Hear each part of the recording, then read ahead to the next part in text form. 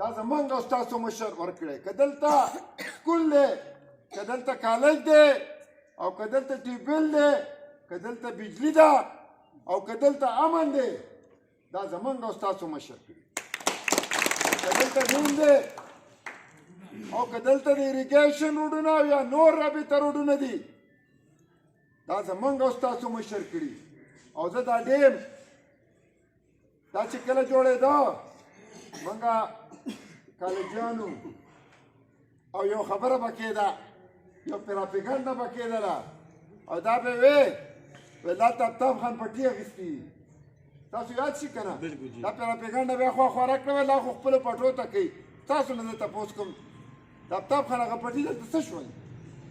اوس دا پیاز او ټماټر دا د لکاو روپو شیزونه چې راځي، دا د ځمکو دا قیمت چې اوچت شو، دا د چا د لاسه اوچت شو؟ آفتاب احمد خان شیرپاو د لاسه. نن سیاسي ته ورم تاسو الیکشن ګټلی، او نن اخلاقي ته ورم تاسو الیکشن ګټلی. نن که ستاسو کینډیډیټ، نن که ستاسو امیدوار، نن ستاسو ورور، نن ستاسو کشر، نن ستاسو عزیز تاسو ته دلته ولاړ دی، نو اخلاقي ته ورم 4 کاله د دلته تېر کړي. په 4 کالو کې یو په سوشل میډیا، یو په اخبار، آیا تاسو چېرته زما خلاف یو بیان لیدلی چې دی کې یاره دا غلط کار وکړو یا یو روپۍ کمیشن واخیستو؟ په ایمان یې وایي. چلنج کوم خلک ودې وایي چې په 4 کالو کې نه ستاسو کشر جوکاو شوی، هم ظالم ته دقسې مخې ته ولاړ دی. نن که ستاسو په کشر نن FIR کېږي، دا په دې واقعګانو کې ملوث نه دی. دا د هغه خبرو زورونه دي چې زه ظالم او جابر ته مخامخ ولاړو. دا خو یو FIR دی.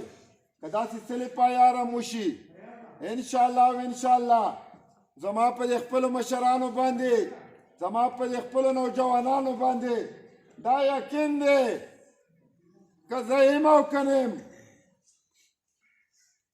خو که داسې یو زور کوي او که زه چېرې ګرفتار شم خدای مکه، نو انشاءالله بیا به 2 زوره کوئ. واده ده که نه؟ واده ده که نه؟ عزتمندو مشرانو، تاسو دومره درانه خلک، دومره قدرمن خلک، دومره عزتمن